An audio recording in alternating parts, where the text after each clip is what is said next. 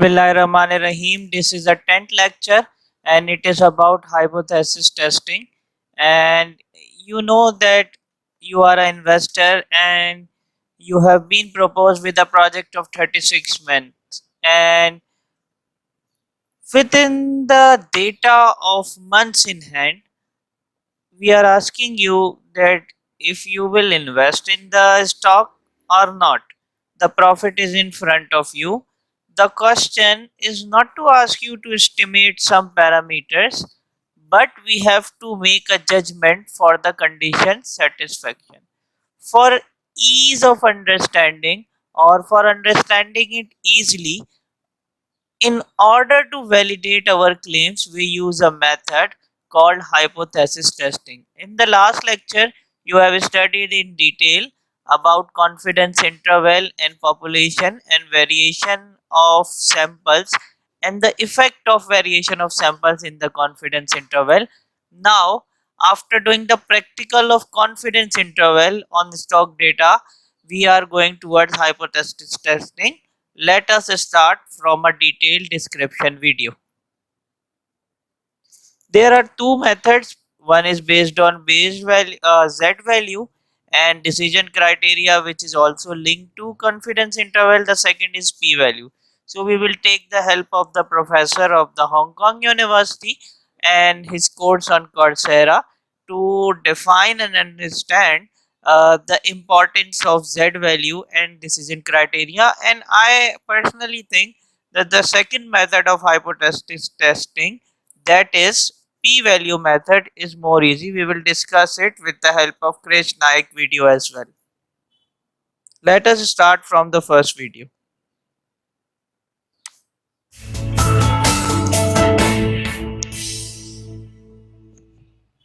In many situations, we need to demonstrate validity of assertions. For example, you are a venture capitalist and is proposed a project running 36 months. With 36 months data at hand, should you invest in this project? Suppose you will invest if average monthly profit is over 20,000. This question is not to ask you to estimate some parameters. Instead, you need to make a judgment whether the condition is satisfied. We need a new statistic tool, hypothesis testing.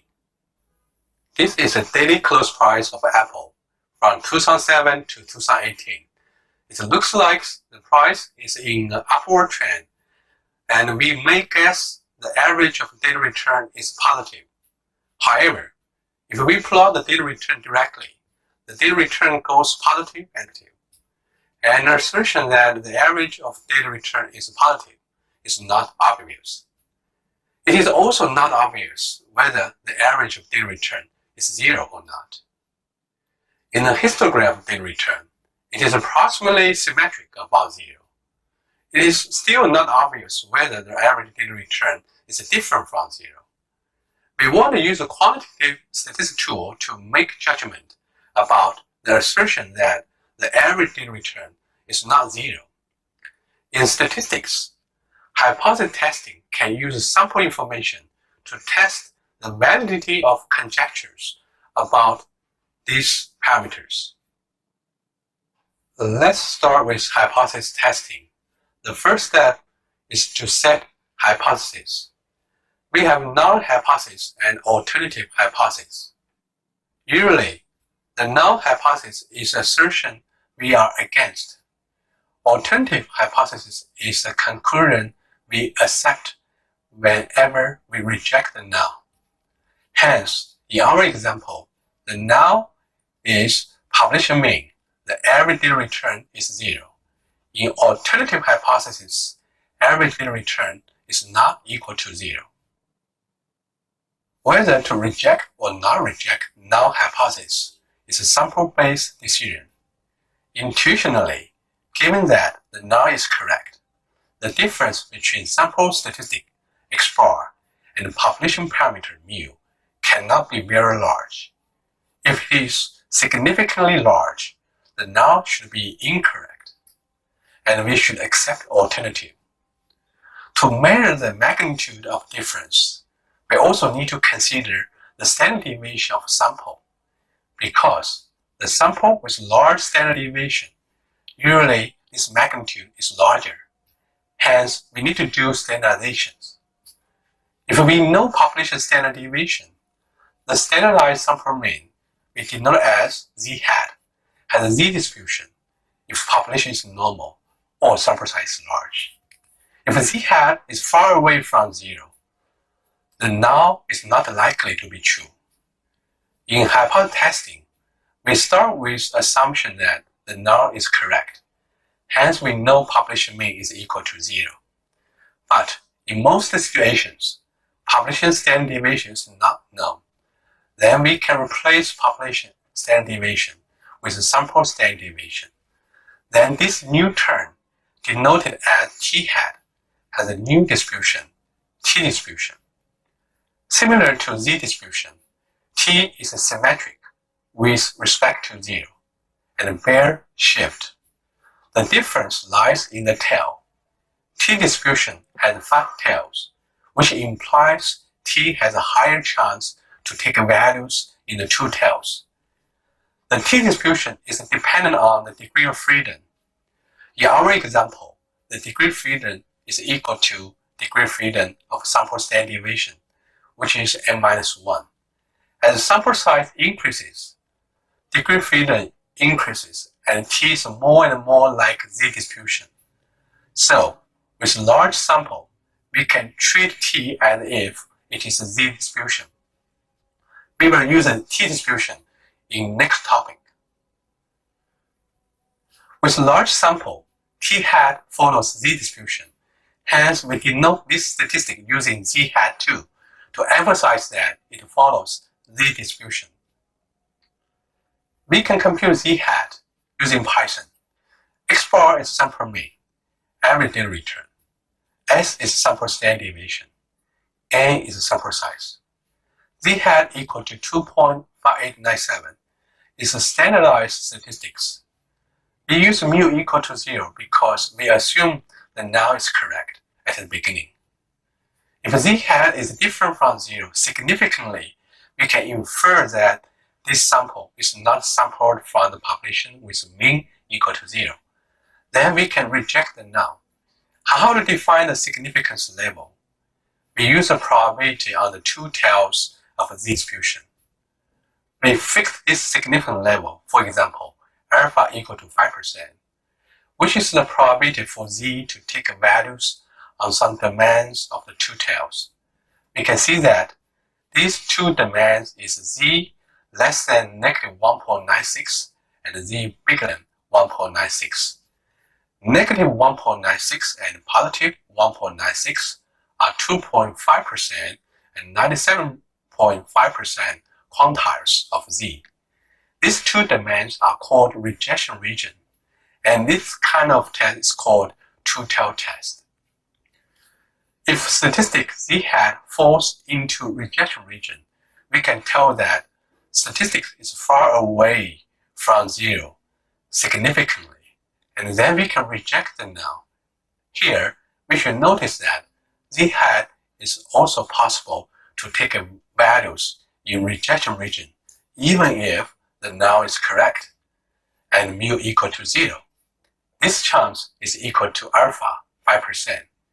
In other words, we have 5% chance to reject null wrongly.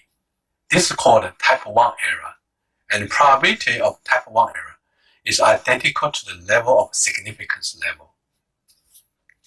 If the significance level is small, the probability of type 1 error is smaller. Here, we demonstrate how to get quantiles, which is also called critical values. Alpha equal to 5% is given, hence null.ppf can be applied to get quantiles. In the print, we use a Boolean number to generate whether reject or not directly. Hence, our final conclusion, we will reject null hypothesis, and the average daily return is not equal to 0. Our conclusion may be wrong, but it happens only with 5% probability We may want to further demonstrate that the average return is in fact positive. We need another kind of test, one-tailed test. In one-tailed test, the null is the average data return is less than or equal to 0, which we are against. In alternative hypothesis, the average data return is positive. First, we take a mu equal to 0. We still need to standardize sample mean, which is the average data return in the sample. If z hat is significantly large, which implies that sample mean is positive, comparing to mu equal to 0. Hence, it is not likely to be sampled from population with mean equal to 0. It is also not likely to be sampled from population with negative mu. Similarly, we fix significance level alpha and identify rejection region using z distribution, which is z hat is larger than z alpha. Using Python, we can show that the null is rejected at 5%. It means that the average data return of population is indeed positive. From this result, we do need quantitative statistic tools to validate our assertion in addition to visualize data. Conclusion. For population mean, we have these three kinds of hypotheses and rejection criteria. For different kinds of hypotheses, the criterion is different. A more popular way of testing is to compute p-value. We know that given the null is correct, standardized sample mean follows z distribution. What is the probability for? We have discussed the distribution, the Z distribution, and the decision criteria for the acceptance and rejections of the claim. For understanding the p-value in an excellent detail, I have another video, and we will see that video of Krish Naik and do a practical manual example so that we can understand the stock data possibly and clearly. So let us move towards the next video for understanding p-value in an easy and very interactive manner. For this distribution to take p-value, we only, which is the threshold. It means that the null is unlikely to be true. With the p-value, we only need to compare it with alpha, although the way to compute p is different. Hello all, my name is Krish Naik and welcome to my YouTube channel. So guys, today in this particular video, we are going to see about how to calculate p-value. Now, many people have a lot of confusion with respect to p-value, significance value, and this is specifically related to hypothesis testing. And sometimes I also feel a lot of confused when I'm again revisiting the concept or when I'm teaching somewhere, at the same point that same thing will not strike and probably I have to revise again and again.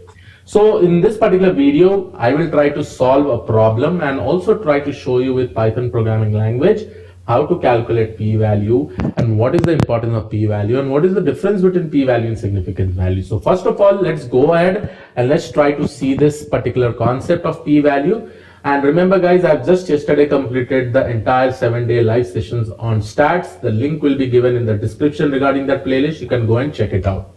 Now here you will be able to see that suppose if this is my mouse, okay, I'll take an example to define what exactly p-value is, okay, or if you really want to understand what exactly this p-value is. Let's consider this is my mouse in my laptop and probably in this a region, I'll be touching to basically move the cursor and all. So if I say, let's say that most of the time I'll be touching in the center region, so I can definitely draw a normal distribution curve kind of thing like this. And suppose if I say that at this point, okay, my p-value is 0.8, right? So this basically means that out of every 100 touches,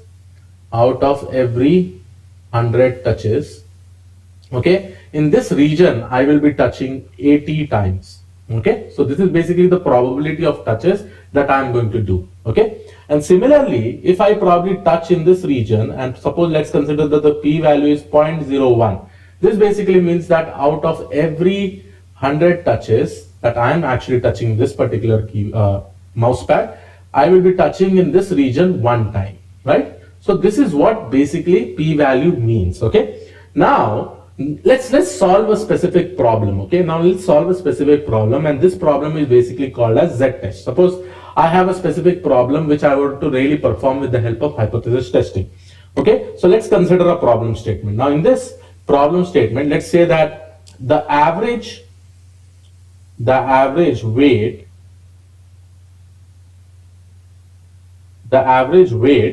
of city A is, let's say that it is 72 kgs. Okay, so this is my question, 72 kg with a standard deviation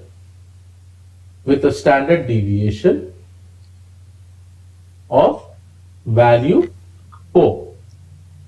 Okay, so this is the standard deviation.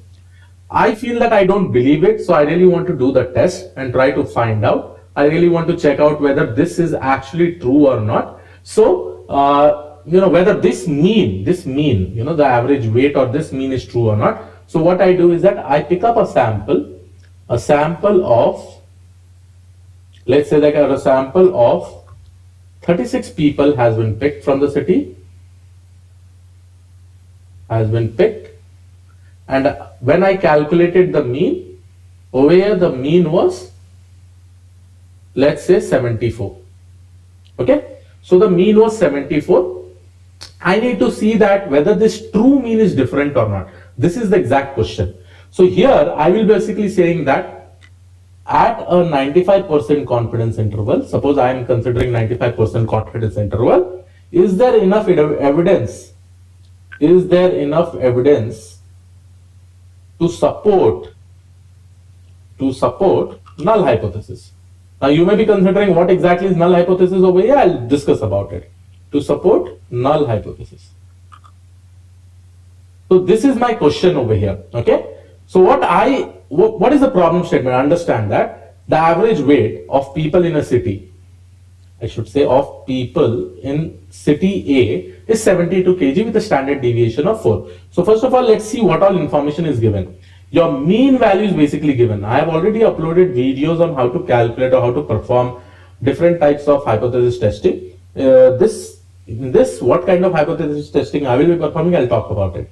Suppose the mean is 72 kg. Over here, the standard deviation, the population standard deviation is 4.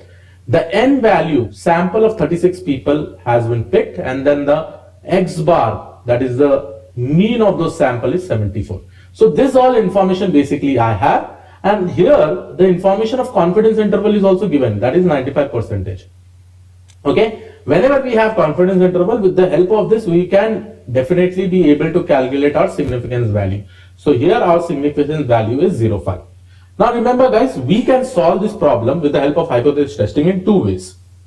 One is directly calculate your z-score and probably do it. The reason why I will be using over here z-test, because understand in z-test the population standard deviation will be given, and apart from that your sample size will be greater than or equal to 30. Okay, so both the condition it is basically satisfying. So my first step will be that define my null hypothesis. Now my null hypothesis over here basically says that, which is specified by h0, your mean is equal to 72 kg. That is what I am actually trying to test by picking up a sample of 36 people, right? Then your alternate hypothesis will be h1, which will not, mean will not be equal to 72 kg, right? If this is rejected, obviously that basically means that it is not equal to 72. Okay, now understand the second step. I will definitely talk about my significance value, which is nothing but 0.05.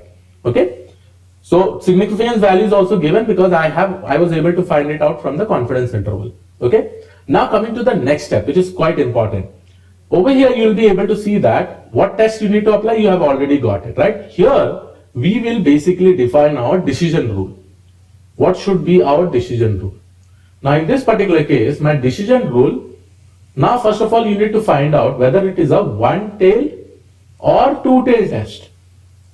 Now, people also get confused how to determine whether it is a one-tail or two-tail test. Because understand, we are basically checking whether the mean is 72 or not. It can be greater than 72, it can also be less than 72, right? So in this particular scenario, both are there, right? Because we are checking whether mean is equal to 72 or mean is not equal to 72. If we go to the alternate hypothesis, even though the mean is less than 72, it basically means the mean is not equal to 72. If it is greater than 72, that also means the same thing, that it is not equal to 72. So in this particular case, we will definitely be applying two-tailed test. If the condition was that, check whether the mean is greater than 72, at that point of time, we can use one-tailed test. But here, my scenario is to check from the sample whether the mean is not equal to 72. It can be greater, it can be lesser. So while specifying the decision rule, always understand over here in a two-tailed test, based on our alpha value 0.05, we will be using two-tailed test. Now in two-tailed test, always understand this will be our 95% confidence interval. The remaining is 0.05. So here you will be getting 0.025. Here also you will be getting 0.025. Okay. So here are your two values with respect to this. Okay. Because this gets divided, these both are symmetrical, right? Left and right region are symmetrical. Now, you need to understand what kind of test you are going to use. As I said, that population standard deviation is given and n value is greater than 36. So, the statistics that we are going to use is something called as Z-test. Now, how do you find out Z-test? The Z-test is very much simple. I'll open a browser.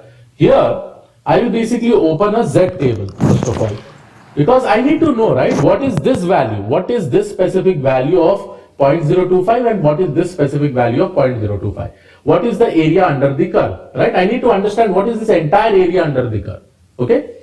And based on this, what should be the Z score of this value? What should be the Z score of here and what should be the Z score over here? Okay, I need to find it out this. And in order to find it out, what I will do is that let's compute of this side first of all. If I compute of this side, over here, only the negation will be there, right? Over here, if I am getting a positive value, this will be the same negative value, okay? Because both are symmetrical, right?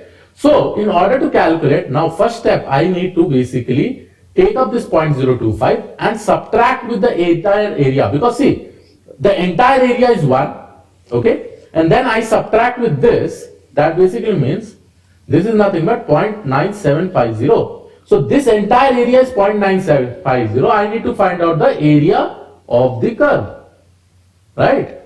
Area of the body. Here I can also write area of the curve or area of the body. So here I am actually specifically trying to find out area of the body skipping this tail region. Okay, skipping this tail region. So obviously I will subtract with 1 minus 0.025, which is 0.9750. Now if I go back in the Z table, let's say that this is my Z table. Here you will be able to see that, okay, so this values, you can see this particular table, okay. So when I say area under the curve, I'm going to basically consider this table, right? So here is my table, okay. So here is my table, I'll just close this ad, okay. Now 0.9750, just check where it is. So here you will be able to see 0.9750. Okay, and based on this, what is the value? It is 1.9, and from this particular column, you will be seeing 0.06. So it is nothing but 1.96. So that basically means this Z score value, and this I have already explained in my previous videos in statistics. This is plus 1.96, and this is minus 1.96, right? Minus 1.96. So that basically means my decision will be that after I perform a Z test based on the data, if it is less than 1.96 or greater than 1.96, I have to reject the null hypothesis. Okay, because it does not fall in that confidence interval. If it falls in this region, that is less than 1.96, I have to reject it. If it falls greater than 1.96, I have to reject it, right? So I have written or. So this is my decision. This is specifically my decision, right? Now let's go ahead and apply our Z test. That is our test statistics. So next step, what I'm going to do, I'll go and perform this. And for this, obviously, you know what is the Z score formula. X bar minus mu divided by standard deviation divided by root n. This is called as standard error. Okay, sigma by root n. You can search for that also. Okay, so what is x bar? X bar is nothing but, what is x bar? If I see over here, x bar is nothing but 74, mu is 72, okay, and n is 36 and sigma is 4, right? So what I'm going to do, I'm going to write 74 minus 72, okay, divided by 4 divided by root of 36. This root of 36 will now become 2, this 74 minus 72 is 2, divided by 4, multiplied by 6. So 2 ones are, 2 twos are, 2 ones are, 2 threes are. Now I am getting this 3 as Z score. Okay. So what is the decision I can make? Definitely 3 is greater than 1.96. Okay. So we have to reject the null hypothesis. I told you, right? We had two decision conditions. One is if it is less than 1.96, minus 1.96, or if it is greater than 1.96. Now in this particular case, I've definitely got it is greater than 1.96. Now this way is the first way, by using significance value. Okay, by significance value. But when you do coding probably, you see something called as p-value. Now what exactly is p-value and how p-value is computed? Understand this step. This is super important. Now I have got the z-score. I have got the z-score value as 3. Right? Now let me do one thing. Let me draw the curve again. Now I am not interested in 1.96. I am interested in 3. So when I say 3, so here will be minus 3. Here will be plus 3. Right? Now again I have to go to my z table and probably based on this 3, what is the area of the curve that I should get? What is this area of the curve? Or what is the area under this particular 95% interval? That we need to find out. Now see this. Again I am repeating, guys. See, this plus 3 is the z-score that I got with respect to this distribution. So I have written plus 3 and minus 3 over here. Now I need to find out this curve area. And how do I find out this curve area? It's very simple. I will just go to the z table and I will go to this z-score, and based on this z-score it will give me the area under the curve. This entire area under the curve it will give me, right? So with that help I will be able to find out. And now in order to find out this curve, what I will do, I will subtract with 1. That's it. That is what I am actually trying to do. So let's see this. Okay, so I am going to remove this. I am going to go to my z table. Okay, I am going to go to my z table. Now with respect to this z table, what I am actually going to do is that I will go and see where does 3 fall. So here you can see 3 is falling over here and I have got 3.0. So this is my value, 0.9987, right? 0.9987. So what I am actually going to do over here, I know with respect to this my area is nothing but 0.9887. This is the area under the curve, right? Area under the curve. Now, how much should the curve belong here and belong here? Like, I need to find out the area under this, right? So what I will do, I will subtract by 1 minus 0.9887. Now, if I subtract 1 minus 0.9887. So I am basically getting 0.0113. So here I will be getting 0.0113. But understand, since this is a two-tail test, I have one tail over here, one tail over here. So this should be equally divided. So if I divide by 2, that basically means I will be getting 0.005. Okay. So let me see again. 0.00565. So 0.00565 will be here. 0.00565 will be there, and remaining area will be present over here. If I add 3, I will be getting it as 1. So this 0.9887 will be present in this region, right? So if I add it up, I will definitely be getting 1. But still, we did not understand what is p-value. So p-value is nothing but this area plus this area. So if I add 0.00565 plus 0.00565, I am actually going to get 0.00113, right? So 0.0113. Now once I get it, I hope the calculation is right, but focus on the things that I am actually doing. Now, how p-value is related with significance value, because this is how in coding also we'll do. Now this is my p-value. We have to check whether this is greater than or equal to 0.05, which is my significance value. My significance value is 0.05, right? Now you can definitely see that 0.0113, okay, is obviously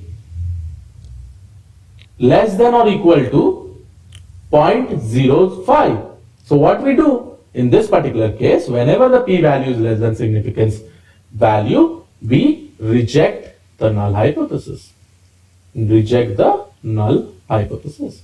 Now see, from both this scenario we are getting the same answer, right? From this scenario also, this is my second scenario which I am actually writing. From this scenario also I am rejecting the null hypothesis.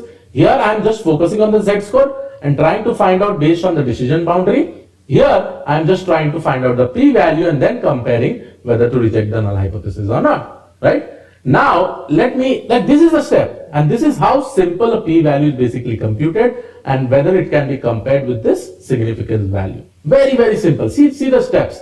In front of you, I've given an example, I'll solve the problem. This basically indicates that the probability is less than 5%. It's less than this is the probability, right? This is the probability, which is less than the significance value to support the null hypothesis. So we have to reject it. So we are rejecting the null hypothesis, right?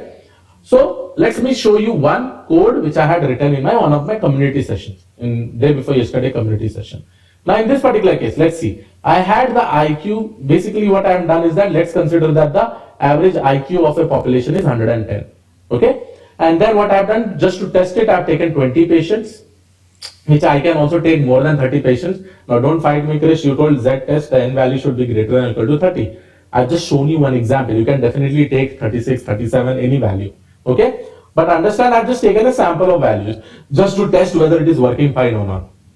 Then what I've done, I've just used z-test, which is present in this stats.wage stats, and here I've given the data, and here I'm given the population mean.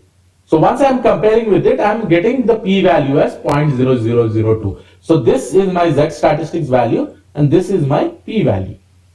Okay. Now here I can definitely write a condition saying as if the p-value, see how I'll execute it. I'll say this, if let me just save this in a variable called as p-value, comma p_value. Okay, so p-value. So I'll just write a condition saying that if p_value is less than or equal to 0.05, then I'm going to basically print reject the null hypothesis. So I'm just going to write reject the H0, right? Which is null hypothesis. Else I'm going to print accept the H0. Very simple, right? So once we do this, it is doing, see, coding wise it is very easy. Now in this particular case, it is obviously getting rejected because your p-value is less than this one. That is, the probability is less than 0.05. Just imagine the probability is less than 0.05 to support H0. Okay, so if I probably print over a p-value, you will be able to see that it is 0.00027. So I hope you have understood this. There is a lot of confusion with respect to many people. I'm also having some confusion with respect to that. So I thought of making this particular video so that you'll be able to understand it. This will be super important in interviews. So I hope you like this video. Please make sure that you subscribe to the channel. I'll see you on the next video. Have a great day. Thank you and all. Bye-bye. Hope you have get the better concept about the z value and the significance value and the method of computing p-value. Okay, now it is your task to see the lecture of z value and hypothesis testing, p value and hypothesis testing in the form of coding on stock data. Thank you.